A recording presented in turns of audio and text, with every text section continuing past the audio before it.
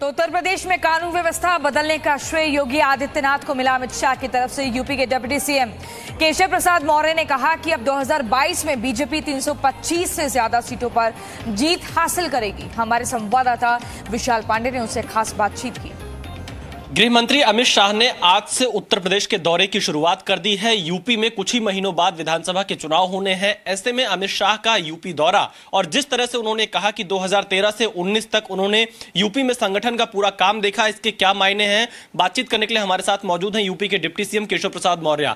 केशव जी, अमित शाह आज से उत्तर प्रदेश के दौरे पर है। लखनऊ, विंध्याचल, बनारस, 3 जिले एक दिन में कवर कर रहे हैं। क्या कहना चाहेंगे आप? देखिए, सबसे पहले तो मैं माननीय गृह मंत्री जो पहले हमारे उत्तर प्रदेश में प्रभारी के रूप में और फिर राष्ट्रीय अध्यक्ष के रूप में 2014 के लोकसभा चुनाव, 2017 के विधानसभा चुनाव, फिर 2019 के लोकसभा चुनाव तक हम सबको नेतृत्व प्रदान किया, हम सबको ऊर्जा प्रदान किया और उनके नेतृत्व में उत्तर प्रदेश के अंदर संगठन ने एक लड़ाई लड़ी और लड़ाई को बहुत योग्य ढंग से सभी विपरीत परिस्थितियों में भी जीतने का काम किया।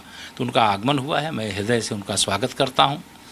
प्रदेश की राजधानी में आए हैं, माँ विंध्यवासिनी मैया के धाम में मिर्ज़ापुर जा रहे हैं, फिर बाबा विश्वनाथ जी की नगरी जाएंगे। ये तो एक बहुत बड़ा संदेश है और मैं यह कह सकता हूँ एक भारतीय जनता पार्टी के कार्यकर्ता के नाते कि माननीय अमित शाह जी को उत्तर प्रदेश भारतीय जनता पार्टी का एक एक कार्यकर्ता यह मानता है कि माननीय अमित शाह जी आ गए हैं उत्तर प्रदेश में, तो 325 का आंकड़ा पार करना ये केवल बयान की सीमा में नहीं, ये वास्तविकता के रूप में दिखाई देगा आने वाले समय में, क्योंकि उनके एक एक शब्द भाजपा के कार्यकर्ताओं के लिए संजीवनी का काम करते हैं और उनके द्वारा अगर कार्यकर्ताओं को कुछ कह दिया जाएगा तो अपनी जान की बाजी भी लगा देंगे।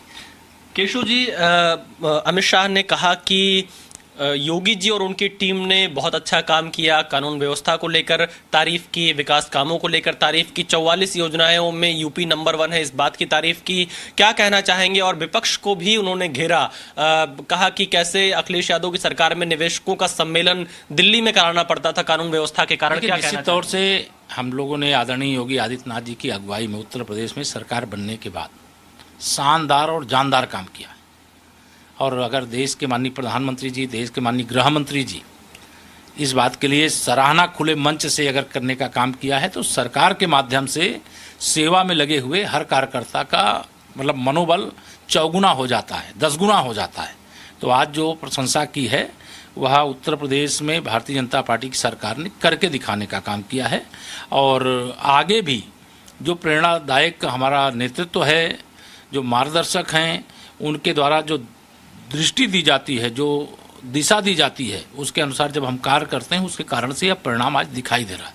कानून व्यवस्था के मोर्चे पर इसमें कोई संशय नहीं है कि उत्तर प्रदेश के अपराधी इस समय खौफ में हैं, भय में हैं, लेकिन जनता निर्भीक है, जनता भयमुक्त है। यही हमने वादा किया था चुनाव से पहले और उसी वादे को जमीन पर उतार करके आज हम जनता के बीच में जाने की तैयारी में। एक अंतिम सवाल, तो ये माना जाए केशव जी की तैयारी पूरी हो चुकी है बीजेपी की, अमित शाह अब उत्तर प्रदेश आ चुके हैं, आने वाले दिनों में क्या कुछ रहने वाला है, कितनी मजबूत स्थिति या क्या आपका आकलन है उत्तर प्रदेश में बीजेपी को लेकर? देखिए, उत्तर प्रदेश में हम लोग 24 करोड़ जनता की सेवा के लिए भी और कोई चुनाव आवे तो चुनाव के लिए भी हर समय तैयार रहते हैं और बीजेपी के जहाँ तक लक्ष्य की बात आप कर रहे हैं तो मैं तो लगातार कहता हूँ 325 से ज़्यादा सीटें 2022 में भी जीतेंगे, क्योंकि सपा, बसपा, कांग्रेस या तीनों मिल करके लड़ेंगे। अलग अलग लड़ेंगे तो भी अंदर से मिले रहेंगे, लेकिन अगर ये तीनों मिल करके लड़ेंगे तब भी विजय भाजपा की होगी और उत्तर प्रदेश में कमल के फूल की सरकार बनेगी। Thank you so much. तो ये थे यूपी के डिप्टी सीएम केशव प्रसाद मौर्य। जी न्यूज से बातचीत में कहा कि अब उत्तर प्रदेश अमित शाह आ चुके हैं तो इसमें कोई संशय नहीं है कि बीजेपी 325 पार जाएगी। कैमरामैन धीरेन्द्र के साथ विशाल पांडे, जी मीडिया, लखनऊ। तो इसमें कोई संशय नहीं है कि बीजेपी फिर से जीतेगी। अमित शाह की तरफ से भी कहा गया, धुर विरोधियों को सीधा तौर पर ये चेताया गया कि अपनी करारी हार के लिए एक बार फिर से आप तैयार हो जाएं। ये तस्वीरें आप जो देख रहे हैं, ये आज एक दिवसीय दौरे पर हैं केंद्रीय गृह मंत्री अमित शाह। उत्तर प्रदेश में 2022 में चुनाव है और उन विधानसभा चुनावों के लिए अब केंद्रीय नेतृत्व भी पूरी तरह से फॉर्म में। और आज अमित शाह जब पहुंचे लखनऊ, उसके बाद संबोधित किया भूमि पूजन के बाद और सीधा तौर पर बोला कि उत्तर प्रदेश 2017 के बाद बदला है। अब आपको बता देते हैं कि विंध्याचल कॉरिडोर कैसा होगा। 50 फीट का परिक्रमा पथ चारों तरफ मंदिर के, विंध्याचल मंदिर की चारों गलियों को 35 फीट चौड़ा किया जाएगा। तो ये पूरा प्रोजेक्ट गंगा घाट से सीधे विंध्याचल मंदिर को जोड़ा जाएगा। विंध्याचल मंदिर परिसर की सौंदर्यीकरण पर भी काम किया जाएगा।